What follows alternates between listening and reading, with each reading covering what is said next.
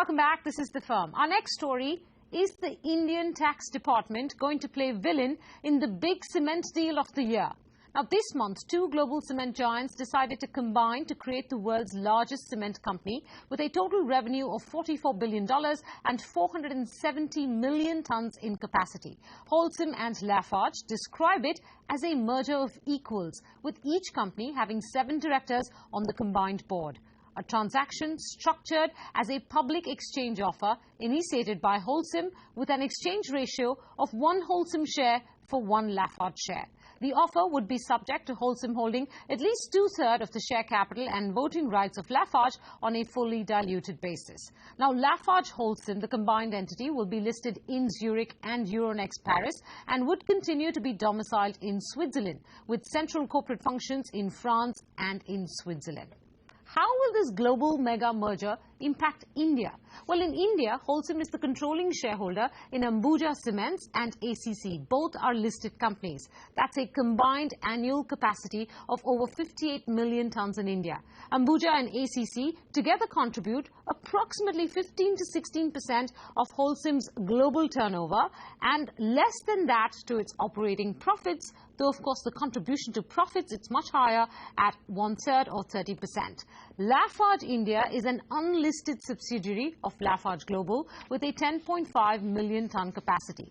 The three together will have 69 million tons of capacity in India, making it India's largest cement group. And that is likely to raise competition concerns, and the global merger may effectively result in some asset sales in India as well. That's one impact, and that's already been much discussed. But today we're going to discuss the other undiscussed impact: taxation.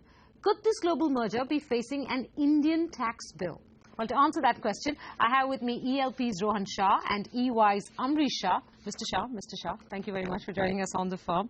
Let me start by putting my main question to you, and in fact, it's the only question I have in this discussion. Can a global merger being the operative word, at all attract tax in India by virtue of both companies who are merging having assets here in India? I think the factor of just having assets in India will not trigger a tax event, but you will ultimately have to see it in the context of the substantial, the threshold of what is substantial. Okay, that's Section 9, the retroactive right. Yeah, amendment. so your explanation fine. Yeah. And at this point in time, we have no definition of what is substantial. And that is, I think, what is causing the worry. If you looked at it in the context of this transaction, assuming this was Lafarge merging into Holcim, given the nature of what Lafarge has in India as assets, it seems quite innocuous. It doesn't seem to meet this threshold of being substantial. The worry that people have is that we just don't have a definition. And if we don't have a definition, their worry stems from the fact that you hear of anecdotes where in case of one business, they said because the head count of the number of people employed is largest in India, even though the income attributable is low, even though the asset base is low, we will see it as substantial. So the worry right now is coming from some sort of irrational interpretation of substantial. Okay, so let me expand my question, Amrish, then to you, in which you will also get a chance to respond to what Rohan has placed. There could be 2 or 3 tax opportunities here. One is the global merger in itself. The second is, if at all Lafarge in India is merged into Ambuja India, in a sense to try and create a unified entity, then that merger might attract some, tax scrutiny. And that's a fairly standard process in India, so there's not much to talk about on that count. The third is that if there are any asset sales in India on competition concerns, then those sales might have some capital gains, involved in them. The last 2 instances that I've spoken of are well-tested situations in India, so we don't need to spend time talking about them. This parent merger that we're talking about, Rohan says it's unlikely to attract any tax scrutiny in India. Would you agree with that?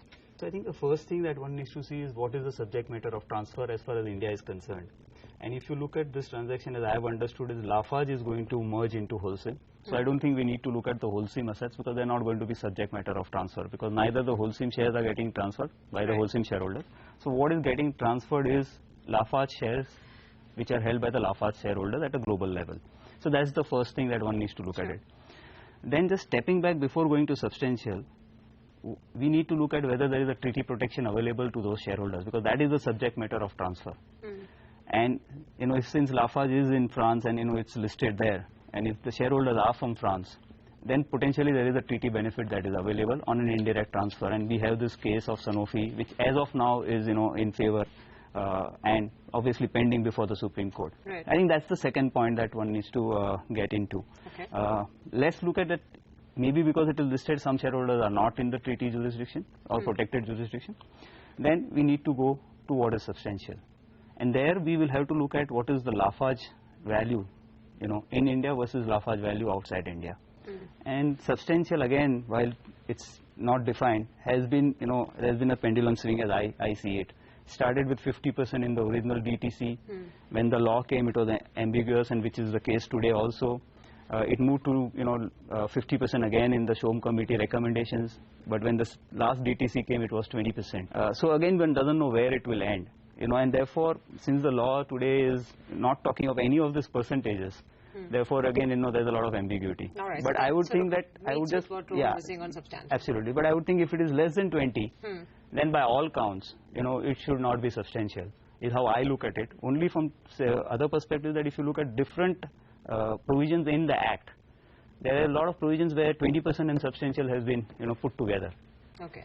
Don't foreign mergers get any protection under the Income Tax Act? So the way, if this merger is going to be the way we understand mergers, or in India, whereby the merging entity needs to go out of existence. Right. So that, I think, is the other element which one will have to look in this transaction. Is it that the Lafarge entity is going to go out of existence, and therefore the shares, and if it is a direct holding by Lafarge into India, I don't know their holding pattern, but if it is a direct holding, then there is a direct clear provision in the Act that the transfer of shares of an Indian company is not subject to tax, provided two conditions are met. One is that 75% of the Lafarge shareholders become shareholders of Holcim, which will be the case as we know the deal. As we know the deal and what is come in the public domain. And I think the second is that it is not subject to taxation in the host country. You'd really have to see the home jurisdiction of the amalgamating company. So in which case you would have to sort of see what happens in France. Okay. But the particular provision, which is 47(6)(a, says that the two conditions are cumulative. And ultimately, therefore, the Indian tax position, in a way, is actually dependent upon the French tax position. So you're the French expert here, aren't you? Because you did the Sanofi deal and won it at least at the High Court level. Would a merger of this nature be exempt from tax in France? I mean, we're not the jurisdictional experts, but we've spoken to firms from France. They've been seeking opinions. And the view there is that, it will not attract the capital gains in France, in the context of how they are sort of proposing this merger. So we're now only down to the substantial test. Yeah, primarily. And, if you do satisfy everything under section 47(6)(a, then the substantiality test in that manner is less relevant, because your first issue is, would I come in the fold of section 9? If I did, I still would have the 47(6)(a to fall back upon. Okay. So even if the substantiality parameter, for some reason, somebody interprets it to say it applies, then this is your fallback position. Okay. So slightly, I think your indirect transfer will still exist. I tell you, the reason is that the 47(6)(a exemption is to the merging company. It is not to the shareholders of the merging company. So in which case the section 9 sword continues to potentially hang over your head, right? Yeah, I mean, okay. Okay, so let's just examine what does substantial mean, right? You've put 50%, 20%. Now, Lafarge's capacity in India is 10.5 million tons per annum. That's the only number we really have, because it's unlisted and we don't have a revenue figure. And that is a fraction of Lafarge's global capacity, which is 221 million tons per annum, right? So you've got 10 million tons and 221 million tons. If you just use that as one measure, you know that Lafarge India does not contribute substantially to Lafarge's global business in any way. It cannot if the capacity is just a fraction. So would that mean that therefore Lafarge has no reason to worry? Look, I started out by saying that, I don't think they will meet and come within the substantial parameter. But the worry that everybody is carrying is that this is just so open-ended. Even if you see our definition, what we are looking at in terms of the DTC, one threshold is the 20%. But we also have a right to prescribe a certain amount, which we can then say, as Government of India, we consider to be substantial. So even in that, 20% is not the only parameter. This is 5% of their global capacity. And the question to ask is, why are people still worried? A, because this is undefined. B, in terms of the approach taken by the tax department in the past, they've brought up issues like headcount, they've brought up issues like turnover and, different streams of income. There's 0.1% chance that in fact there is a tax claim that's raised on this. Who would have to pay that tax? Yeah, so if you go back to what has happened in the famous indirect transfer case of Vodafone, they will want to go to Holcim because it's very difficult to catch a Lafarge shareholder. And incidentally, they just have the larger footprint in India also. Yeah. On what would they end up paying the tax?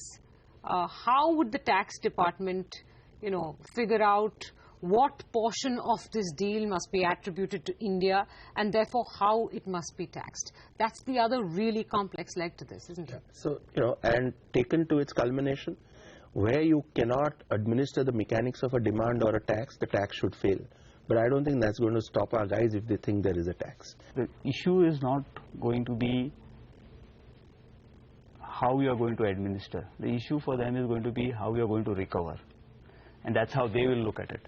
And that's precisely the reason why I thought this might be a discussion worth doing on the show. Not because the taxability of this transaction is a given, because it's not a given. There's a 99.9% chance of there being no taxability, and yet thanks to our track record, we're unable to do away with the fear and doubt that there could be a tax claim. Rohan, Amrish, thank you very much for joining us on The Firm this week. With that, I wrap up this edition. Thanks very much for watching.